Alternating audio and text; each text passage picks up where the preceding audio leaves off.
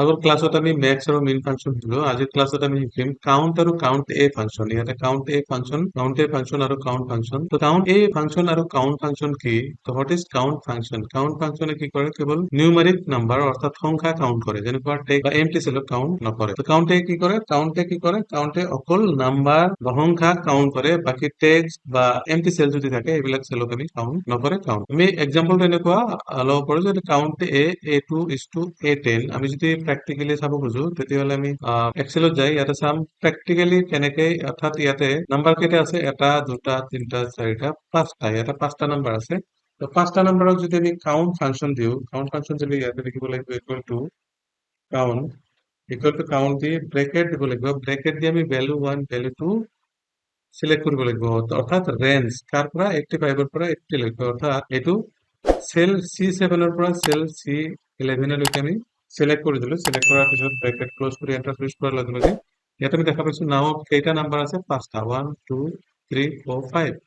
But in case of আমি যদি এতিয়া চাওঁ যে কাউন্ট এ ফাংচনে কি কৰে? সকলো non blank cell, non blank মানে ব্ল্যাঙ্ক নথকা, অৰ্থাৎ খালি নন ব্ল্যাঙ্ক সেল, যিটো ব্ল্যাঙ্ক সেল থাকিব সেইটোক বাদ দি বাকী নন ব্ল্যাঙ্ক সেল যিমান সেলত লিখা থাকিব, অৰ্থাৎ লিখা থাকিব পাৰে, টেক্সট থাকিব পাৰে, ডেট থাকিব পাৰে, ফৰ্মুলা থাকিব পাৰে, সব কেইটা কাউন্ট কৰিব এমটি সেলত বাদ দি। যিটো সেলত ব্ল্যাঙ্ক থাকিব, কোনো বস্তু তাতে নাথাকিব, সেইটো কোৱা হ'ব, সেইটোক আমি ক্যালকুলেট কৰিম কাউন্ট এ। ওকে, তো কাউন্ট এ আমি এতিয়া প্ৰেক্টিকেলি চাব যাওঁ যে কাউন্ট এ ফাংচন কেনেকুৱা। ইয়াতে আমি এক্সেলত গ'লো, এটা যে কাউন্ট এ ফাংচন, ইয়াতে কিন্তু এটা সেল আমি ইয়াতে ব্ল্যাঙ্ক ৰাখি দিছো। এইটো ব্ল্যাঙ্ক ৰাখি দিছো, এই সেলটোত আমি একো ৰাখা নাই। তো ইয়াতে যদি আমি কাউন্ট এ ফাংচন টাইপ কৰো, কাউন্ট এ ফাংচন টাইপ কৰাৰ লগে লগে ইয়াতে আমি ব্ৰেকেট দিলো।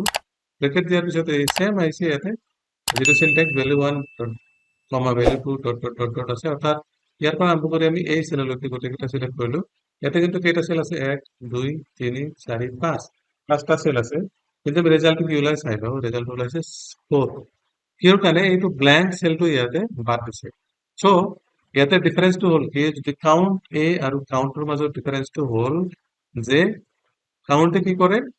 ব্ল্যাঙ্ক ফাংচন যিবিলাক ব্ল্যাঙ্ক নন ব্ল্যাঙ্ক সেলত যিমান আছে গোটেইকেইটা কাউন্ট কৰে, অকল এমটি সেলটোক বাদ দি। কিন্তু কাউন্টে কি কৰে? অকল নিউমাৰিক ফাংচনটো টেক্সট বা এমটি সেলত বাদ দিব, সেইটোক এটা কাউন্ট নকৰে। চ' আমি বুজি পালো যে দুটা মাজত পাৰ্থক্য কি। কাউন্টে কি কৰে? অকল কাউন্টে সংখ্যা বা নাম্বাৰক আমি কাউন্ট কৰে, আৰু কাউন্টে এমটি সেলত বাদ দি যিমান আছে, নাম্বাৰ থাকিব পাৰে, টেক্সট থাকিব পাৰে, ডেট থাকিব পাৰে, ফৰ্মুলা থাকিব পাৰে, সবলৈ কাউন্ট কৰে। আজি আমি ক্লাছত শিকিলো কাউন্ট এ আৰু কাউন্ট ফাংচন কেনেকে কৰে। আমি কমেন্ট বক্সত কেইটামান প্ৰেক্টিকেল এক্সাম্পল দি দিম, তো তোমালোকে প্ৰেক্টিকেল এক্সাম্পল কমেন্টৰ পৰা চাই কৰি ল'বা।